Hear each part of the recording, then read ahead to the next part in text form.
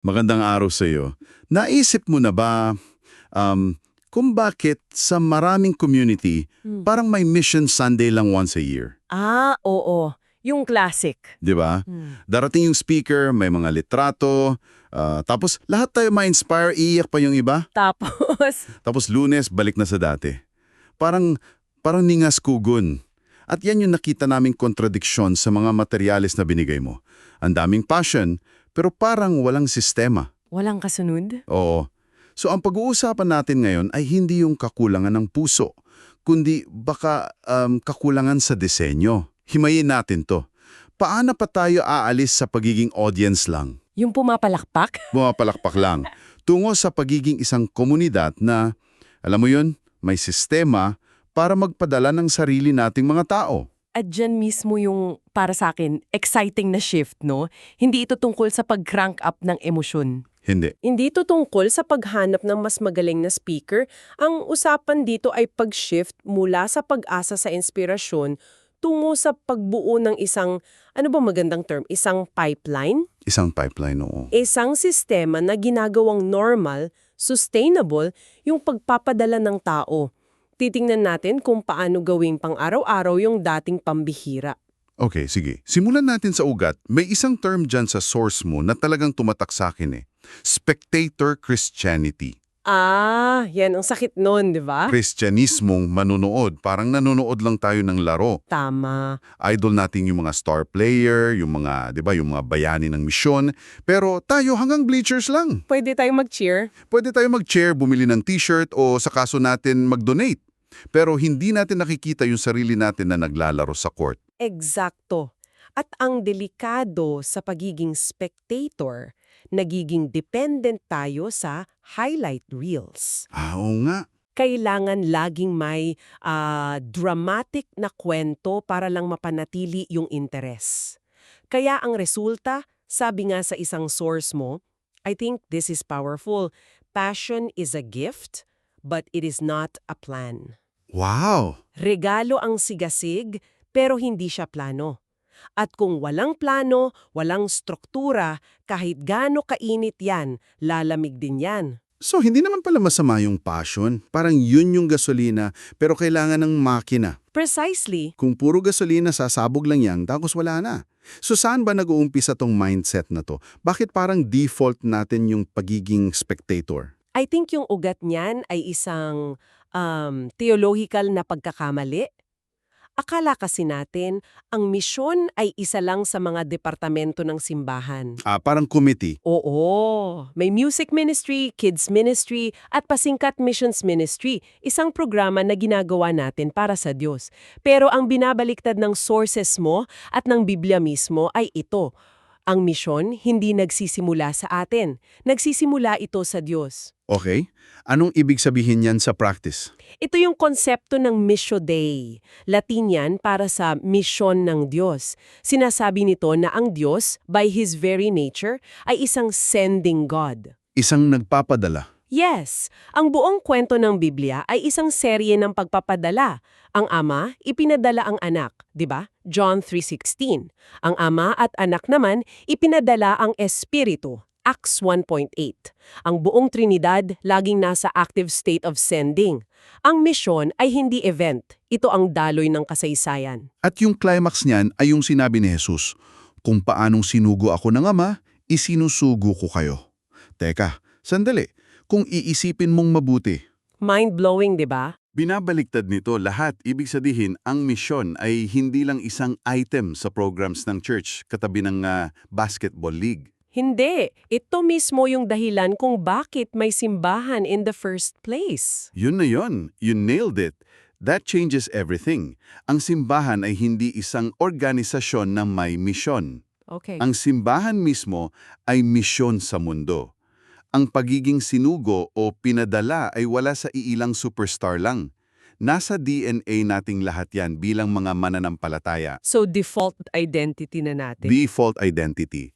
At kapag naintindihan natin yan, yung tanong ay hindi na, sino kaya ang may calling dyan? Nagiging Okay, lahat tayo sinugo. Ngayon, paano natin to gagawin ng maayos? Exactly. Dito na siguro papasok yung sinasabi mong pipeline. Kung identity natin to, Dapat may proseso tayo. Hindi pwedeng, alam mo yon, tsambahan lang. Tama. At yung pipeline na nilatag sa sources mo, meron 5 yugto. Isipin mo siyang isang journey. Ang unang yugto, awareness, kamalayan. Okay.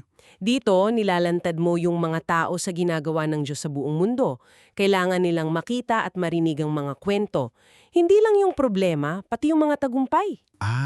So ito yung mga missionary speakers, yung mga exposure trip, yung goal ay going personal yung mga lugar na dati pangalan lang sa mapa. Oo, imbes na abstract concept, nagiging, si Kuya Jan pala yan sa Thailand. Gets. Pagkatapos niyan, kung may pumukaw sa puso ng isang tao, papasok siya sa ikalawang yugto, discernment, pagsusuri ng tawag. Okay. Ito yung pagtatanong, para sa akin ba talaga to? At ang crucial dito, hindi ito solo flight. Ginagawa ito kasama ang komunidad. Teka, dyan ako medyo may tanong. Hindi ba delikado yan? Baka ma-pressure lang yung tao? O baka may sariling agenda yung community para sa kanya? Paano yan binabantayan? That's a brilliant question. At yan talaga yung panganib kapag hindi healthy yung community. So ang assumption dito ay isang mature na community. Ang papel nila ay maging salamin. Salamin. Oo, sila yung magtatanong ng ano ba talaga motibo mo? Ambition mo lang ba to o nakikita rin namin na may kaloob ka para dito? Ginagawa to sa mentorship sa small groups. Ang goal ay confirmation, hindi pressure. Okay, that makes sense. So, may confirmation na. Anong kasunod? Diretso na ba sa airport? Hindi pa. Dito na papasok yung pinakamahabang yugto siguro, formation, paghuhubog. Paghuhubog. Ito yung intentional na paghahanda. Hindi lang skills, higit sa lahat, paghubog ng karakter. Spiritual formation, theological foundation, cross-cultural competency. So, hindi lang ito training para maging agent, kundi paghubog ng buong pagkatao. Grabe. Okay, pagkatapos niyan, handa na. Diyan napapasok yung ikaapat, commissioning, pagtatalaga, pampublikong seremonya ito. Ha? Parang despedida. Pero hindi lang despedida party. Ito yung moment na sinasabi ng buong simbahan, kami ang nagpapadala sa'yo, kinatawan ka namin, may pananagutan kami sa'yo. Tulad ng ginawa sa Antioch, kina Pablo at Bernabe, di ba? Acts 13. Ipinatong ang mga kamay. Oo. Simbolo yan ng solidarity at corporate responsibility. Gusto ko yun. Corporate responsibility. Hindi lang sila umalis, ipinadala sila. At yung huli na sa tingin ko madalas nakakalimutan, Sustaining. Pagpapanatili. Dito talaga nagkakamali ang marami. bakit? Akala natin tapos na ang trabaho pag nasa eroplano na sila.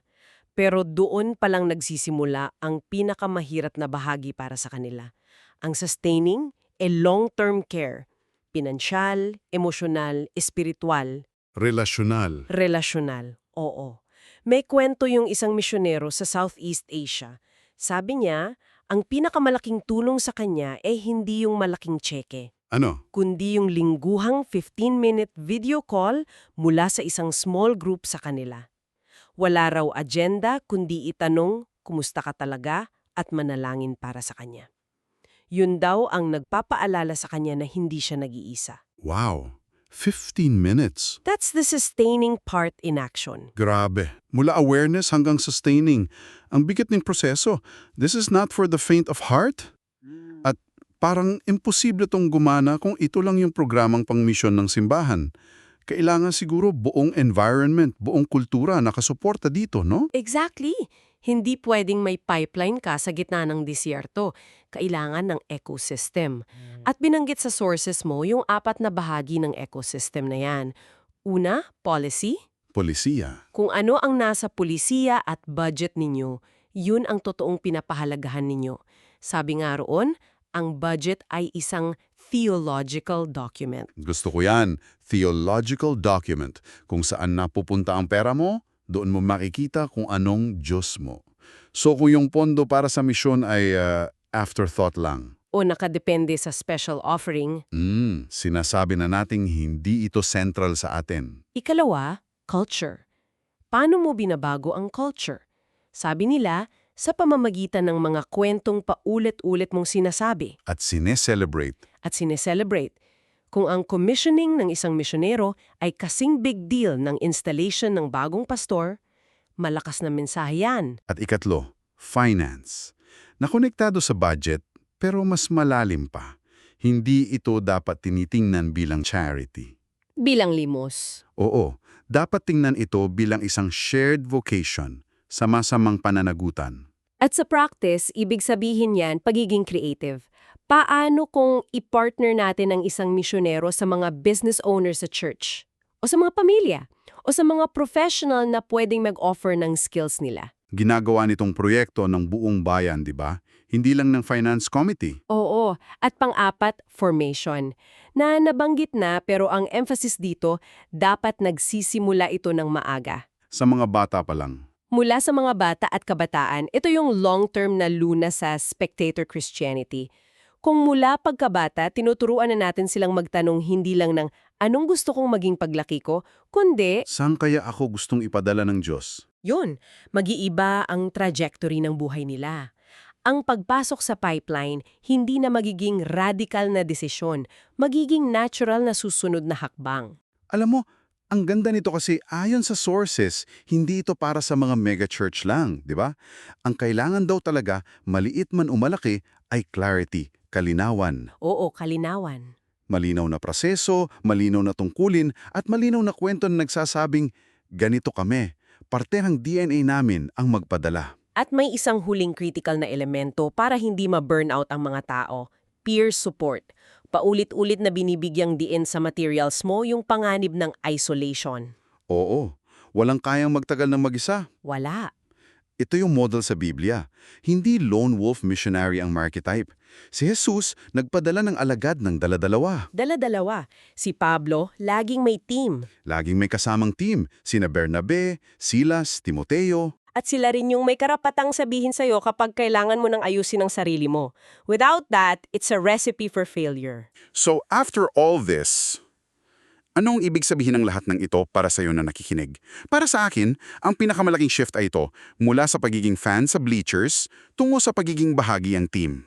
Mula sa paghanga sa bayani, Tungo sa pagiging tagapagtayo ng isang sistema na nagpaparami ng mga bayani. ang hamon, kung gayon, ay hindi lang kung paano tayo magpapadala ng mas maraming tao. Ang mas malalim na tanong anong klase ba tayong community? Oo. Tayo ba yung tipo na nagpapadala lang pag tinamaan ng inspirasyon? O tayo ba yung community na ang buong sistema ay sadyang idisenyo para magpadala? At iwan namin sa iyo ang isang tanong para pag-isipan. Ang tunay na tanong ay hindi nagmamalasakit ba ang community ninyo sa misyon? Sigurado, ang sagot ng marami ay oo. Ang mas matapang na tanong ay, paano ninyo ito ipinapakita? Handa ba kayong itayo ang scaffolding, ang mga polisiya, ang budget, ang kultura, ang pipeline para yung malasakit na iyan ay hindi lang maging ningas-gugon, kundi maging isang apoy na patuloy na nagliliyab at nagbibigay liwanag sa malayo?